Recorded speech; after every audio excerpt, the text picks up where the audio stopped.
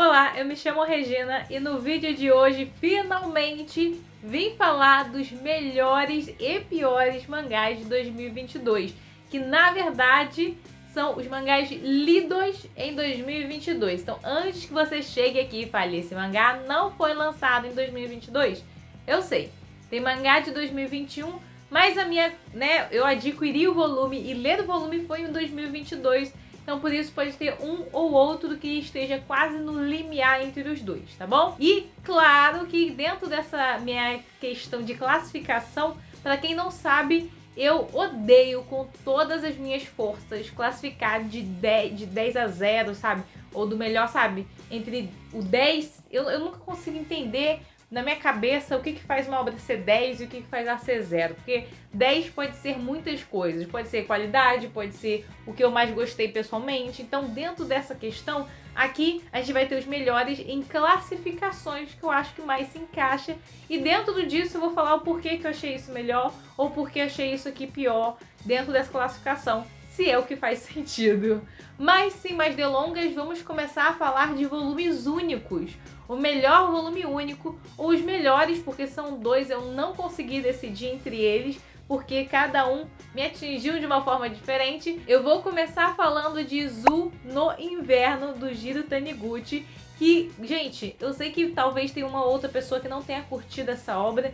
Eu entendo que ela é um pouquinho diferente do que a gente está acostumado, até porque é o Jiro Taniguchi, por assim dizer, mas ela pegou no meu coração. Aqui a gente tem uma pessoa, né, que ela tá passando ali por aquela fase quando a gente é jovem, assim, eu ainda sou jovem, por assim dizer também, mas é naquele momento de dúvidas. Então é dúvidas de você não se encaixar num trabalho, dúvidas que você não se encaixa numa sociedade, que você acha que você é muito diferente de tudo aquilo, você não tem muitos amigos, então você fica nessa corda bamba de ter um trabalho que você não curte tanto, que você queria ser uma outra coisa, tem outros objetivos, tem outros sonhos que você vai largando ao longo do seu desenvolvimento como uma pessoa, porque acha que não vale a pena. Ai, não vale a pena, vai ser um maior sofrimento, que tem que ganhar dinheiro, porque é isso que todo mundo faz. Então aqui a gente tem esse desenvolvimento de uma pessoa que vive nessa caixa, que é quase que altamente colocada dele para ele, e a gente vai vendo um desenvolvimento enquanto ele vai conhecendo outras pessoas, vai conhecendo uma outra mulher também,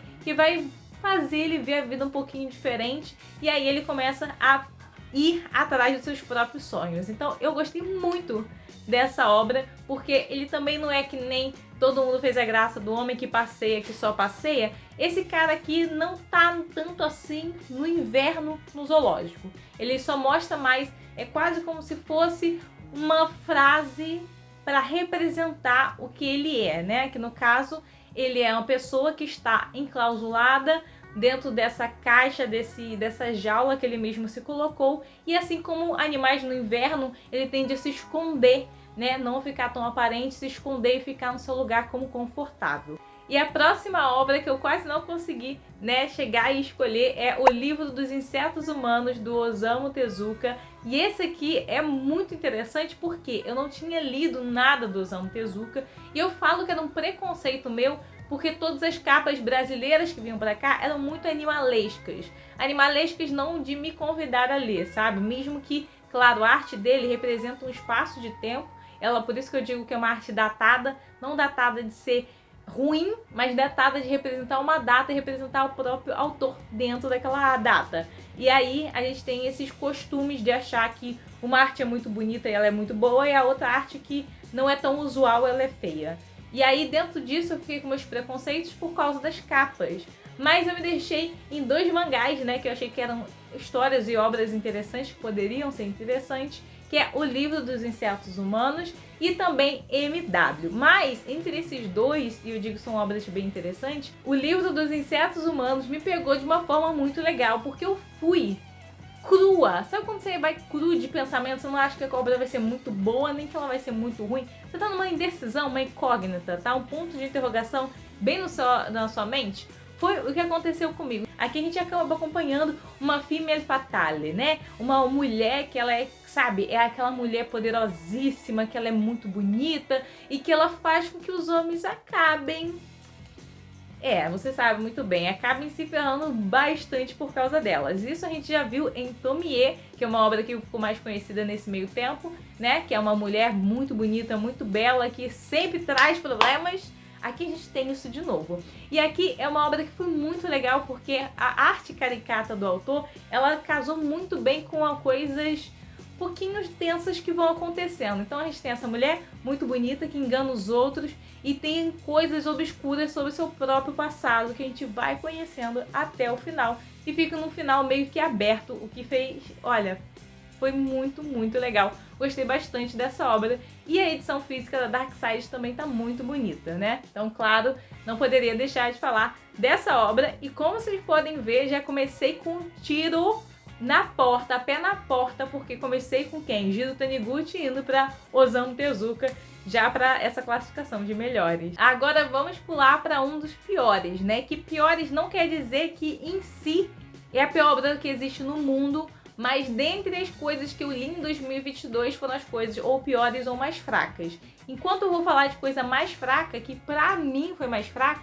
eu tenho que começar com nada mais, nada menos que My Broken Mariko. E calma o dedo aí, não venha me esculachar que eu vou falar exatamente por quê. Essa obra, assim que foi anunciada, e vários outros canais começaram a falar dessa obra, quem já tinha lido, pintou-se uma arte lindíssima, sabe? Falando coisas muito belas e assim, que você ia se chocar, que você, meu Deus, você ia chorar muito, que você não pode ler se você tiver um momento triste, não sei o que, não sei o que. Sabe que montando essa história e você vai ficando mais e mais quase que ansioso para ler ela? Foi o que aconteceu. Claro que sim, essa obra é uma obra que você tem que ter um pouco de cuidado para ver o momento da sua vida que você está lendo. Acho que realmente isso é uma verdade, mas eu esperava muito e pra mim entregou pouco. É uma obra ok, é uma obra legal, mas não é tão legal quanto pintaram. E aí pra mim ficou como fraco. O hype foi muito grande e por causa disso eu fiquei com o total dessa obra ficou bem mais abaixo pra mim. E agora vamos falar de um melhor, que é o melhor começo de obra. É aquele primeiro volume que você leu e que você já tá amando muito essa obra e acha que foi muito bom o começo, que você espera que o final seja tão bom quanto o começo. E eu estou falando de nada mais, nada menos que Náusea do Vale do Vento, do Miyazaki. Gente, que surpresa legal! Essa é uma obra que o hype era muito grande e eu estava comprando hype junto com essas pessoas. E a entrega foi muito, muito legal. Cara, ler esse mangá é como se você estivesse assistindo os filmes da Ghibli, do estúdio Ghibli. E assim, perfeito, fantástico. Sim, o Miyazaki, ele também é lá do estúdio Ghibli, é o cara que encabeça tudo, mas é muito interessante a gente ver a arte dele e ele literalmente se vê um filme nos seus olhos. Então o primeiro volume me vendeu muito bem e eu acho, né, espero assim, pelos filmes que saem da Ghibli, eu acredito que o mangá vai ser um nível também muito, muito legal. Você gosta dos personagens e você consegue ver o afinco dos personagens com outras coisas. Eu achei muito legal e gosto de história assim, então... tô só tecendo elogio, gente. A versão física também é bem legal. A cor do... E tem outras questões que todos vão estar aqui no card, mas a gente tem uma única coisa que eu não curti tanto, que demorou pra eu acostumar, foi a cor que é o mangá, né? Que as artes, as escritas, são em marrom e não em preto, por questão da própria editora japonesa. Mas mesmo assim, isso não atrapalha em nada a obra, que é muito, muito legal. Agora vamos para outro pior, e eu quero falar de um pior que foi a obra mais fraca que eu já li. Fraca é assim, naquela obra que você não tem nada, nenhum, tipo assim, você tá com ponto de interrogação, então você pode achar ela boa, média ou ruim, ou fraca ou ruim, né? Péssima assim, mas assim, essa foi a mais fraca das minhas leituras, e com certeza vou estar vendendo essa coleção que eu tenho até agora, que é de Santiachou. Eu sei que alguns de vocês me avisaram quando eu comprei esse mangá. Eu sei disso. Mas aí eu fui realmente ler essa obra e eu lia e ficava, tá, tanto faz. Sabe quando você não consegue se aproximar dos personagens, o personagem tá ali, você tá aqui, você não consegue se interessar e nem se preocupar com nenhum deles? Foi isso que eu senti, não consegui me preocupar com ninguém. Ah, tem a Athena, quero que a Athena se exploda. Eu não tava com vontade, aquela coisa que você quase não ficou com vontade de continuar a ler, porque tanto faz. O que acontecer tanto faz. Pra mim não me importa. Essa é um tipo de obra. Claro que eu sei que é uma obra que é mais pra quem curte Cavaleiro do Zodíaco. Eu gosto, mas em questão disso, não me vendeu essa obra. E aí eu acho que é a obra mais fraca de 2022 foi essa. Agora vamos para o próximo melhor, na verdade, que é a melhor obra curta que eu li em 2022. E é essa aqui, ela não é de 2022, é de 2021, mas a leitura foi no começo de 2022, vai ser 2022, tá? Estou falando de nada mais, nada menos que A Lanterna de Nyx, de Cantacuzene.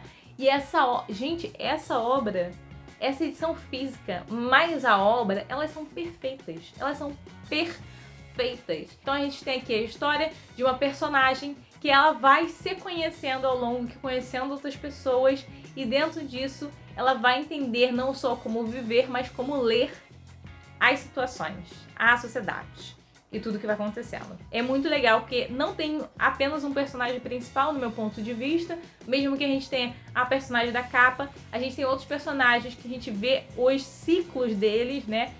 E é quase como se fosse o personagem principal também, de tanta coisa interessante que acontece, e também o número de páginas que são dadas outras histórias. Então, gosto muito. Essa obra também é muito legal porque a gente tem alguns OBSs, então vamos dizer que mais ou menos entre um capítulo e outro foi falado, sei lá, de chiclete, é uma invenção, né? Porque se passa muito tempo atrás. Aí tem a invenção do chiclete. Então na obra ele conta a história, eles falam, eu comprei, exemplo, tá gente? Comprei um chiclete aqui, toma esse chiclete, olha só, uma invenção de não sei aonde. Aí a pessoa prova o chiclete, tá? E continua-se a história. Entre um capítulo e outro vai ter um OBS da própria autora falando da história do chiclete, como é que ela foi inventada, quando foi inventada e por quem, mais ou menos. Então, cara, é muito interessante porque vira quase que uma aula de história enquanto você está conhecendo aqueles personagens e essa trajetória. Agora vamos falar de um outro pior, e esse aqui as pessoas vão ficar um pouco boladas, talvez. Mas essa aqui é minha pior decepção de mangá físico. Não tem nada a ver com a história é belíssima, perfeita, amo, uma das melhores obras, gosto muito, tá no meu top 3 de melhores obras, mas a edição física me decepcionou bastante. E aí eu vou falar desse mangá e calme os dedos, porque eu acho que alguns já sabem, foi um vídeo que saiu recentemente. Estou falando de New Genesis Evangelion, edição de colecionador. Como eu fui falando ali no vídeo, eu vou só mais resumir a minha ideia, é porque a obra ela é de luxo e não tem luxo. E isso me decepcionou bastante, por assim dizer. Principalmente que, mesmo que a obra falou que não ia conseguir trazer igual ao do Japão, ok. Mas não tá nada mesmo, né, parecido com o do Japão, não é mesmo? Eu tava com a esperança muito grande de ser uma coisa fantástica. A gente tem obras de luxo que estão absurdamente absurdas vindo aí. Então, pelo preço ainda, principalmente, essa obra ela não entrega o luxo que o preço diz que entrega, nem que o nome edição de colecionador diz que entrega, né? Então, podia ter o nome de nada. New Genesis Evangelion, só. Sem edição de colecionador, que aí talvez vendia, mas o preço ainda é muito caro, né? Então, não sei, foi uma grande decepção. Uma grande decepção mesmo. Enquanto eu estou falando, né, de piores decepções, eu tenho que também falar de melhores surpresas. E essa surpresa, na verdade, não foi lançada ainda no Brasil, mas vai ser lançada nesse ano de 2023 pela editora Pipoca e Nanquim. Eu estou falando de nada mais, nada menos que Panorama Island, do Suehiro Maru. Ele é uma surpresa muito boa. Por quê? Porque eu já tinha lido esse autor com, acho que foi O Sorriso do Vampiro. Eu acho que foi O Sorriso do Vampiro. Eu li metade da obra e desgostei com muita força no meu coração. Eu fiquei tipo, o pessoal prometeu tanto pra esse cara e é isso que ele bota? Tipo, não gostei. Talvez foi o tempo que eu cheguei a ler e não gostei muito da obra, sabe? Não sei o que aconteceu. Eu não gostei. Automaticamente achei que o autor não era pra mim. E aí eu dei essa segunda chance porque o mangá estava baratíssimo nessa edição importada. Dei essa chance e gostei bastante, foi uma grande surpresa pra mim, até porque essa obra, ela tem, vamos dizer, mistérios, suspense assim, mas tem coisas muito gráficas acontecendo, só que elas são, sabe, é como se fosse o mesmo nível, elas conduzem a história muito bem. E aí eu gostei, foi uma grande surpresa para um autor que eu achava que não era para mim.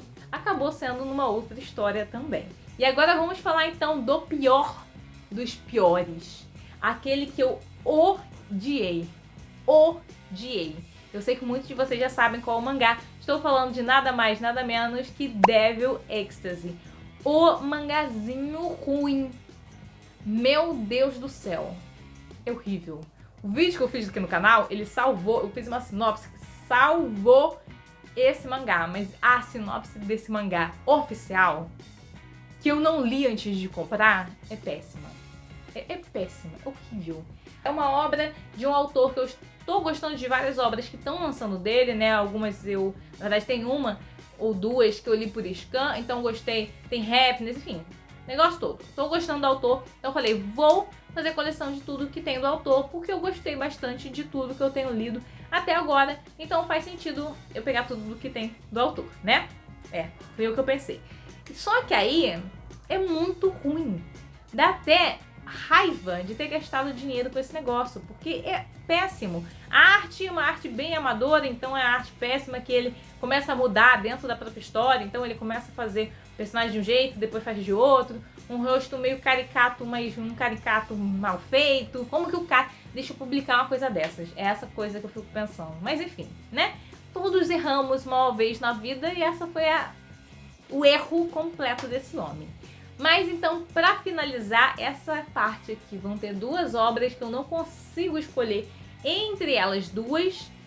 E aí, eu vou ter que meio que escolher elas duas, porque eu não sei dizer qual que é a melhor na minha concepção. E aqui eu vou falar dos melhores contos de 2022. Como sabemos, contos são poucas obras que lançaram, a não ser Junji Ito, e também teve Tokyo Killers, e não sei, mas mais ou menos foi isso. E aí, o melhor pra mim foi um Junji Ito, na verdade dois Junji Itos, que eu não consegui escolher entre eles dois, e eu estou falando de Vênus Invisível e também de Calafrio. E são contos que vão, né, de Junji Ito, então vai de loucura, vai, como eu falei do último vídeo, tem 2 vídeos, um pra cada um desses mangás. Um é de mulher lambedora, que é nojento, eu achei nojento demais. E tem um outro aqui, nesse Calafrios, que é um cara... É a história de um menino que fica bebendo óleo. Ele fica bebendo óleo, porque ele acha que sim, beber óleo vai sair as espinhas dele, não sei o que. Só que tem um momento específico nesse conto que ele faz uma nojeira tão absurda, que eu fechei o mangá e fiquei olhando assim, fiquei, meu Deus, o que eu tô fazendo lendo esse troço? Que nojo, sabe? Você tem que parar um segundo para se recompor. Fui eu. Por isso que quase que como se Calafrios ganhasse, mas tem obras muito boas, né? Contos muito bons também em Vênus Invisível. Então eu tô assim, ó. E as edições também são muito boas. A edição de Vênus Invisível tem muita coisa legal, tem muita arte colorida, tem crochê, tem umas coisas muito legais. E também a edição de Calafrios tem capa dura, tem marca-página, são outros, sabe? São coisas diferentes e propostas diferentes para contos que eu gostei de ambos. Mas enfim, gente, essa foi a minha lista de melhores e piores do ano. E eu quero que vocês façam o seguinte, dentro dessas classificações que eu dei, olha só, dentro das classificações que eu falei aqui, eu quero que você diga quais são os melhores e piores do seu 2022. Então é isso, gente. Muito obrigada a quem assistiu até aqui. Caso você queira adquirir algum desses volumes, eu vou deixar meu link da Amazon aqui embaixo, porque comprando pelo meu link você me ajuda demais. E basicamente é isso. Claro que vamos ter 2023 com várias diversas outras obras, que com certeza vão ter obras muito boas e com certeza também vão ter obras muito ruins, porque é a vida. A vida é assim, nem tudo são flores, nem tudo é ouro, sempre tem um negocinho ruim, que nem Devil Ecstasy, que faz você desgostar da vida enquanto tá lendo aquele negócio. Mas é isso, gente. Muito obrigada. Caso tenha esquecido, deixe uma curtidinha aqui embaixo e se você quiser e puder, compartilhe o vídeo com seus amigos. E é isso. Muito obrigada e tchau, tchau!